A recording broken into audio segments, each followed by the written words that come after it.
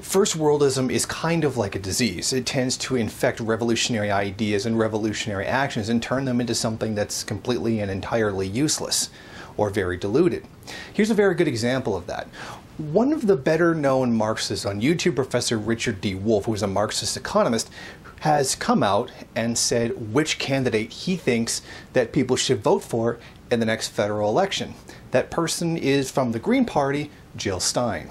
My support for Jill Stein and the Green Party is part of my commitment to open up American politics, to bring new, fresh, and genuinely different voices into a place that has become old and stale and irrelevant to the growing concerns for change that are part of America today.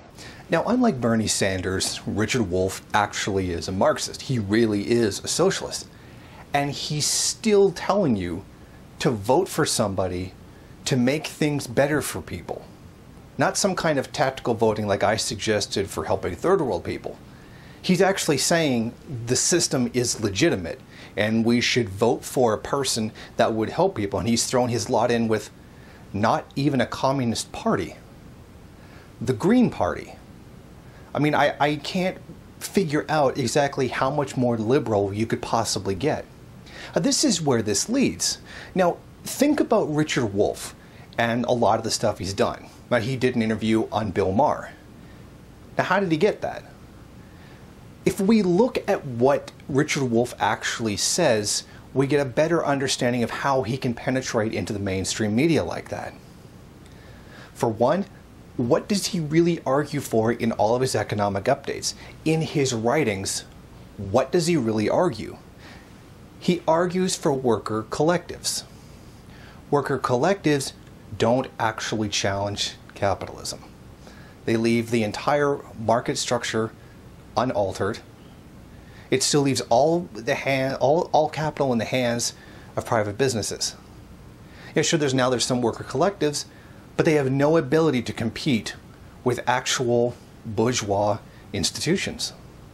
They can't actually win. Because of the way they function in a more equitable distribution of wealth, they can't compete with a regular, capital concentrating bourgeois company. So think about that.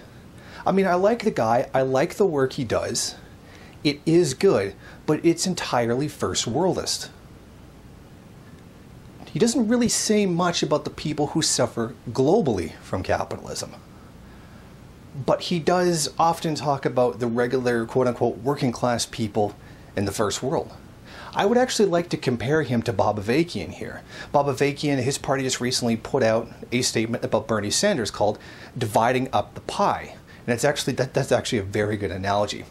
He's talking about the economy as a gigantic pie and that he's going to cut the slices differently and give a bigger slice to regular people in the United States. But what this does is not fundamentally alter the relationships in that system. It does not alter the relationship itself.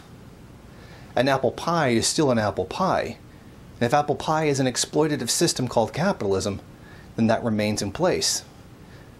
And he also does mention that Bernie Sanders tends to not really care about the people who are the victims of the United States. He only focuses on who are the beneficiaries of the United States, the global bourgeois class or the lumpen bourgeoisie.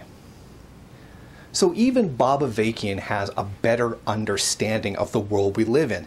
And when we're really looking at a situation where Bob Avakian is more revolutionary than the mainstream people that we have, sometimes that can be pretty scary. But it does say very much about the first worldist mentality.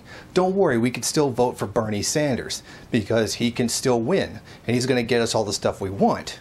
Bring up his views on imperialism, how he continues to support Israel.